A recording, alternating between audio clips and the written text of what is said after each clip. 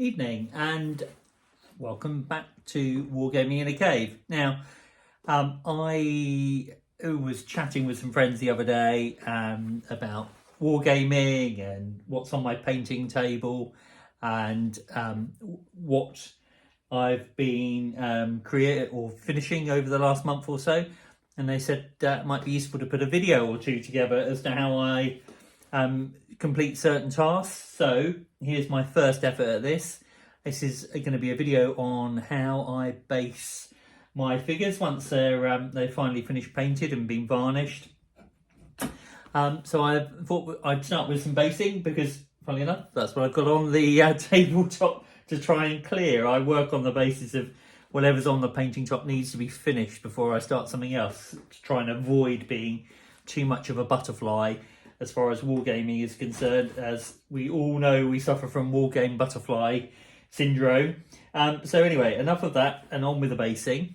My figures are based on pre-cut MDF bases that I normally buy from Warbases. Their service is very, very good. You order, they send it out a day or so later and it arrives safely, all nicely cut. I have in the past used beer mats. Those of you of a certain age will remember Don Featherstone's books, and Bruce Querry, I think it was, who recommended beer mats, or one or t'other.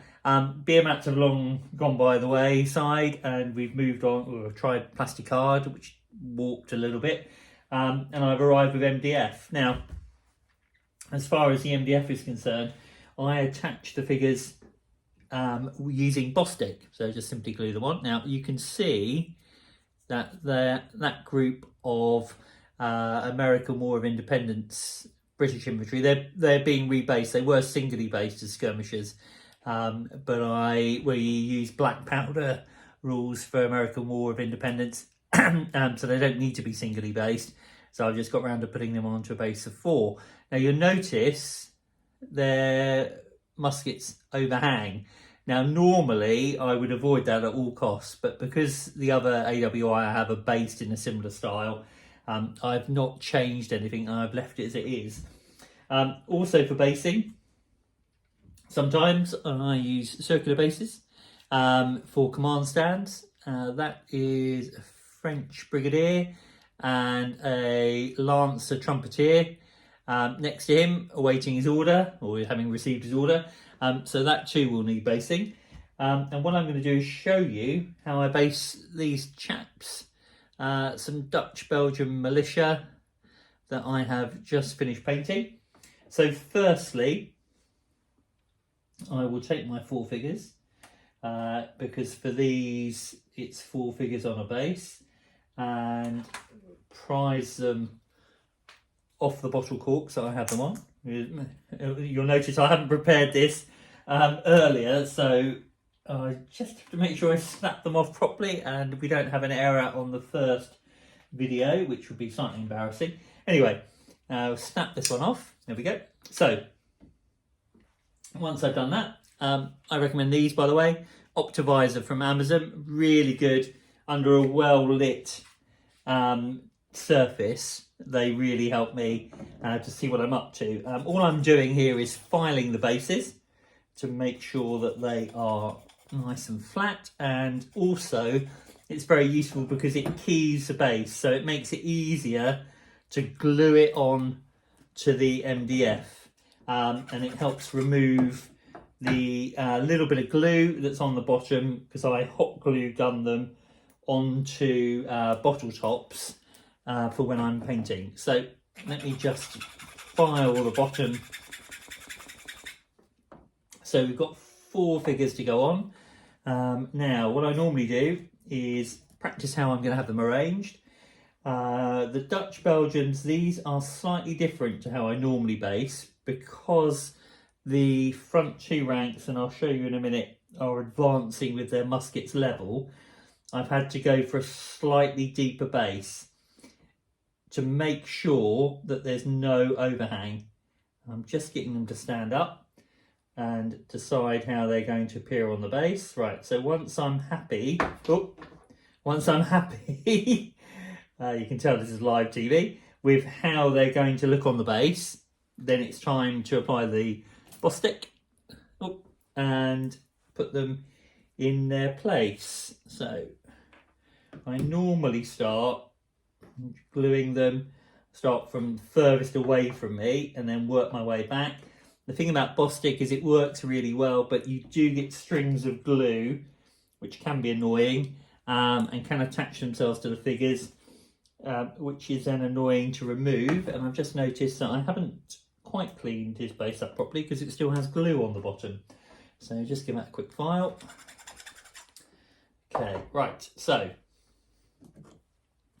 let's just glue them into place. Now, what I like doing when I'm gluing them into position is to mix them up so that every base is not quite the same. They're not quite in the same position, so it gives you the impression of movement when you look at the unit en masse. I'll show you what I mean after I've finished gluing these. So they're the first couple. Now it's really important to make sure that the bayonets don't overhang the edge. The reason being is when you line them up into column, or you put them into square, or they charge into hand-to-hand combat. Not that the militia probably will charge into hand-to-hand combat very often, but when they do, you want to be able to put them base to base where necessary and not worry about bayonets getting knocked off. Now, because the majority of my toys are metal, that's less likely, but it does still happen. If you're using plastic figures, you definitely don't want any overhang, because the risk of that happening is very high. Now, I've just done the first base. Now, I'm not... Let's see if I can lift it up to show the camera. There we go. Right, so you'll see that they're glued on. The Bostik needs a little bit of time to dry, but you'll notice the bayonets are not overhanging the edge of the base. Now I just need to do the other 7, and then I'll take you on to the next stage. Back with you shortly. Okay, so one other thing I should have said when you're gluing them is I use Bostik, and occasionally you get strings of glue that may attach themselves to the figure. If you have a cocktail stick close to hand, you'll be able to remove that so you don't spoil your hard work as far as painting is concerned.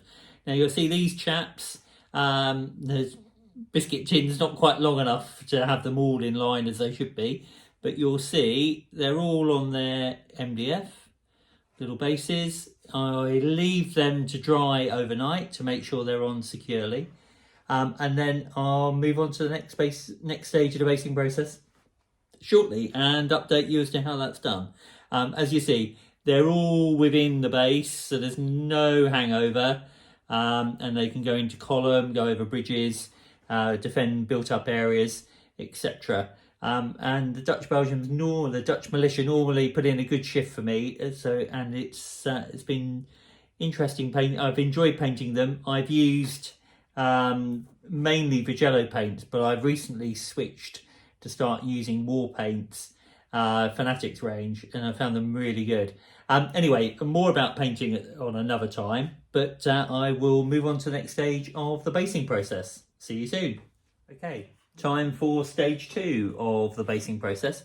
Now, this bit, if you remember from the first part of the video, we've got our figures nicely onto their bases, with no overhanging bayonets, not quite anyway.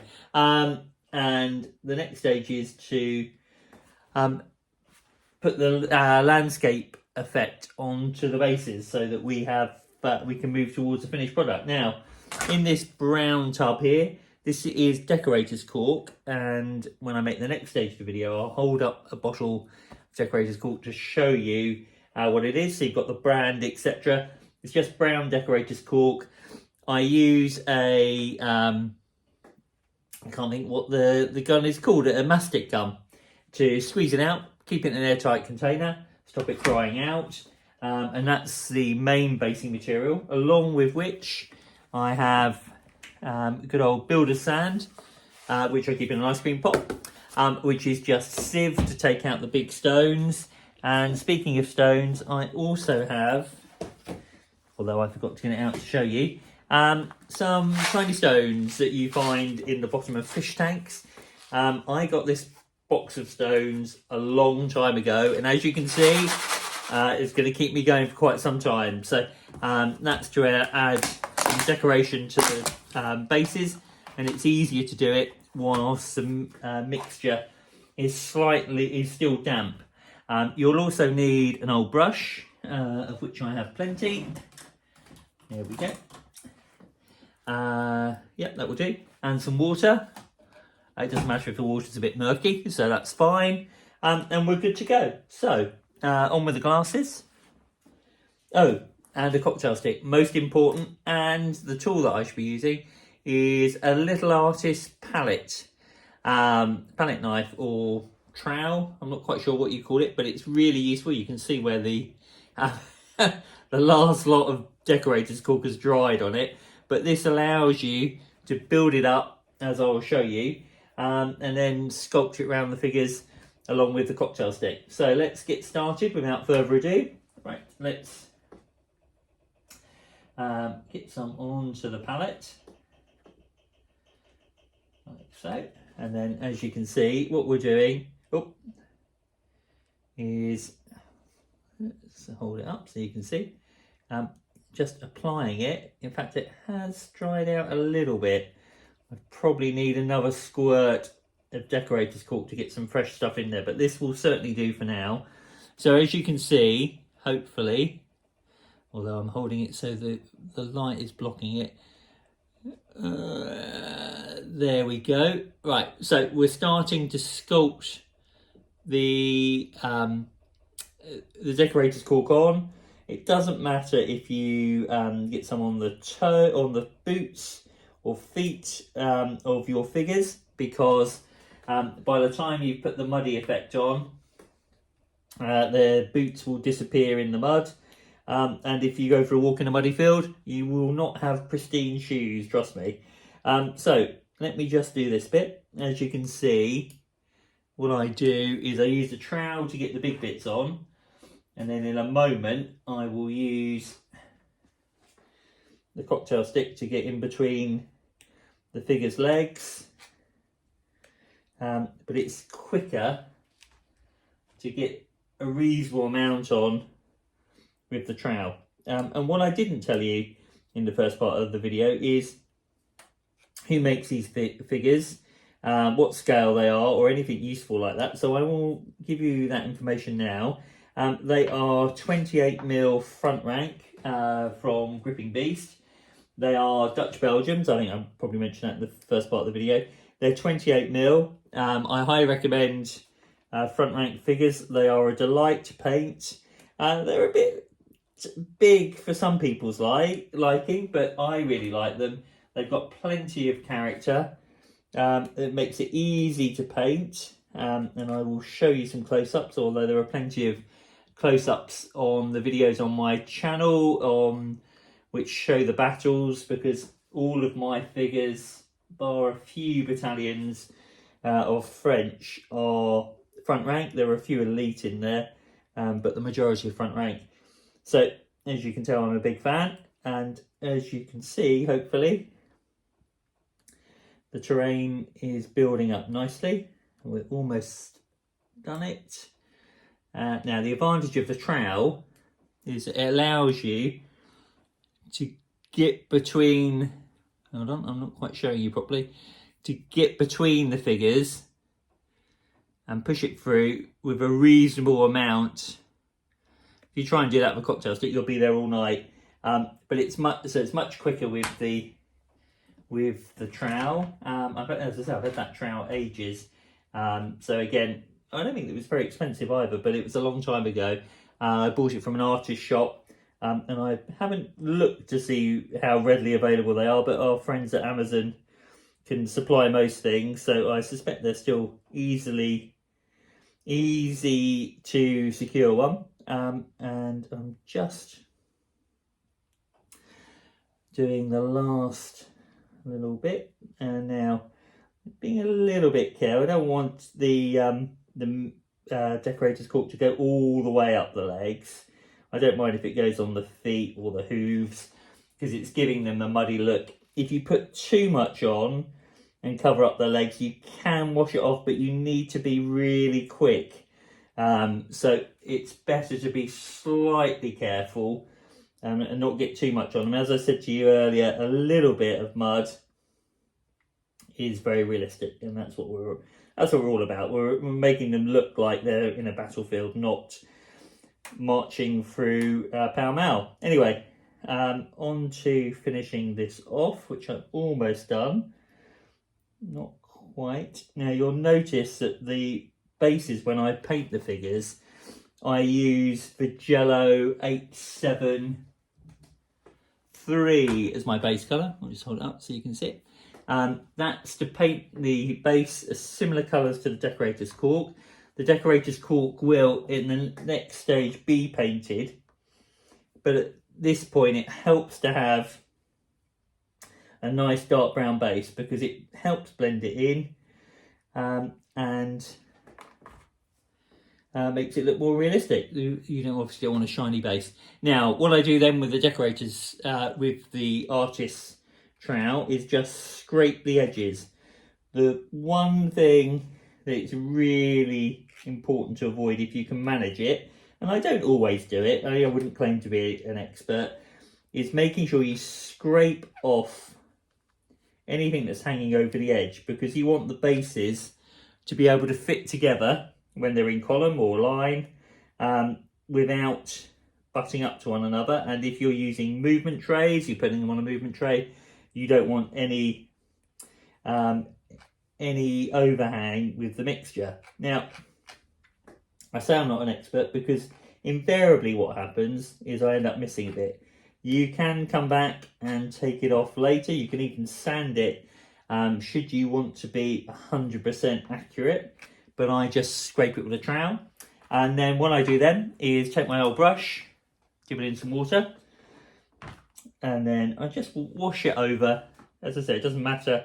This water's slightly red, and I've been painting red on those Saluki Cavalry you can see there. But it doesn't matter because no one will see that the water is slightly off colour.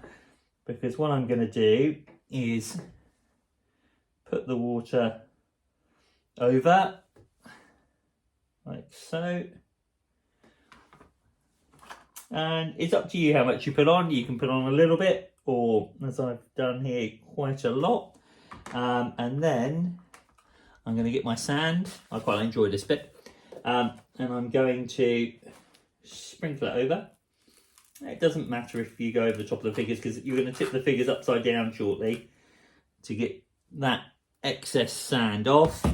And here is where I apply a couple of my small stones.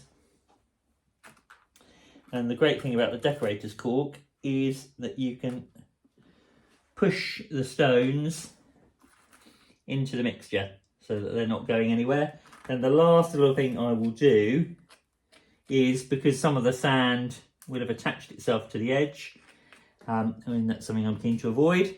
So there we have, for this stage, the textured base, and it's ready for the next stage, which we'll carry on shortly. Good evening and welcome to the third part of the video about how I base. Tonight we are going to be making some more progress on the Dutch militia. Now, I've had a little bit of feedback from the first couple of videos, and they've said that moving the figures around doesn't allow you to see them in their full glory. So I put them on a little paint pot to hopefully allow you to see them. And you can see at the moment what we have is we have the textured base with the sand on it. That one doesn't have any stones embedded on it, but the others do. And I'm going to show you now how to take it to the next stage. So first is what colour paint do we use? Now, unfortunately, I don't have a reference number to show you or to give you. That is the colour, which you probably can't see very well because it's at the bottom of the pot. But what I can tell you, it's very similar to Vallejo 873. Okay, so Vallejo 873. It is very similar to that, and what I have done previously is I've painted a square of V873 on a blank sheet of paper and gone into where they do colour matching and asked them to match it to produce small pots like this. They've done that for me, and I've got codes that you could plug in at, I think it's B&Q, but I'm not sure they would work because they need addresses, and it was quite complex last time.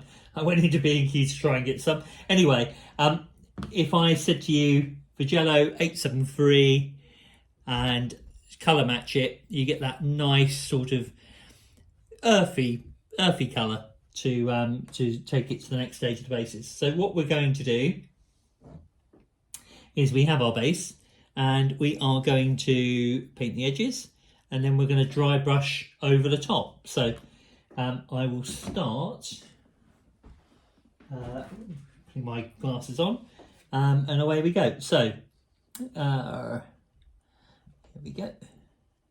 So literally it is just a question of painting the edges.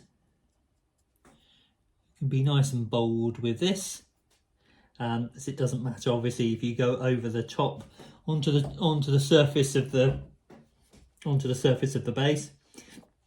Excuse me. You need to be a little bit careful to make sure that you don't build up too much paint on the edges, because remember what I said on the previous videos about needing to keep the bases square, so that when you come to putting them all together, you can do so without any problems. I mean, obviously, if you put too much on, it can always be sanded, so that would make life easier. But to avoid that, because what we want to do is get them into action as soon as possible and not have to spend more time working on them. So, painted all the edges. Then what we do is we clean that brush off. I get one of my dry brushing brushes, and I presume you all know what a dry brush is, but just in case you don't, it's an old brush which is no longer any use for painting detail. It's probably gone a little bit hard or stiff, and the tips of the bristles have gone soft, as you can see, which is going to allow me to dry brush. Now, what I also do is I'm going to dry brush it over the lid of the pot that I keep the sand in, because when you do this, invariably some of the sand is going to come off. If it does, and the other thing to do is to make sure you don't touch the edge of the base, which I've just done, because it is still wet. That wasn't very clever. Anyway, it's a great example. So we're dry brushing, and then what we're doing is we're holding the base like so, and just dry brushing over the top, because what we're doing is we're seeking to blend in colour-wise the bases so that they match our terrain.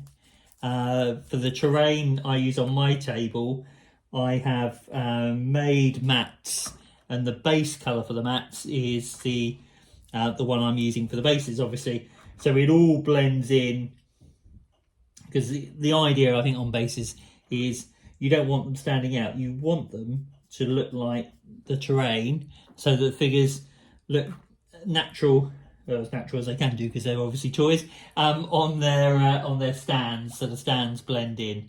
Right, so I've done that, cleaned off my brush.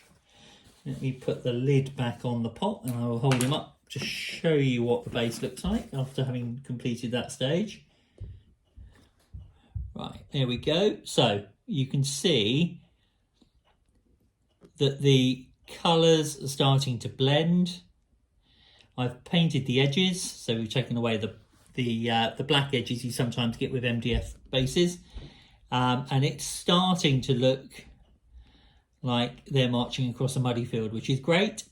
There's a couple more steps to go. We need to add the grass and then maybe the odd flower or two, and then they'll be ready for the tabletop. So I will update you with regards to the next stage very shortly.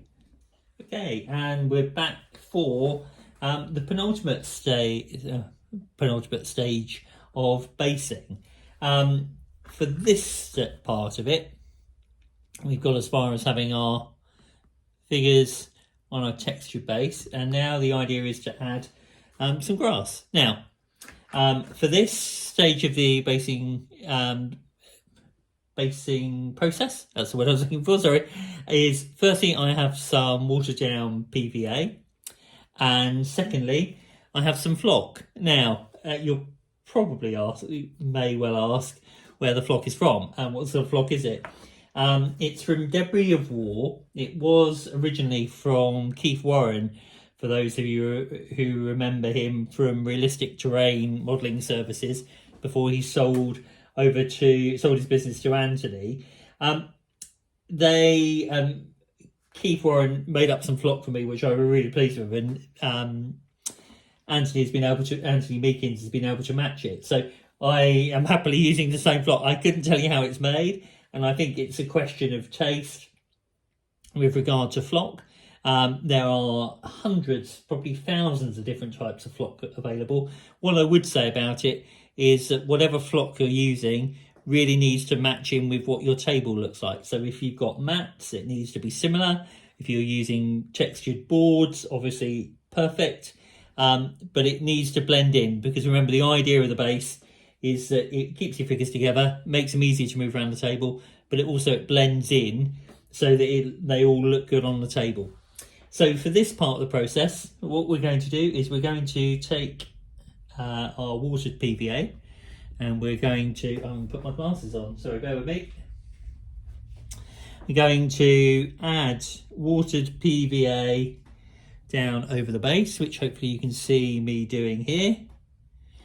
You'll notice hopefully the lighting might have improved in this video from the earlier ones, because I've invested in one of those little ring lights, which is really good, and hopefully that will remove some of the shadows, because I've placed it just behind the camera. So hopefully you can see what I'm doing. And I'm just placing the watered down PVA just randomly onto the base, so that we can have a nice effect of grass and mud. Try and avoid the pebbles, the little stones, because you don't want them covered up.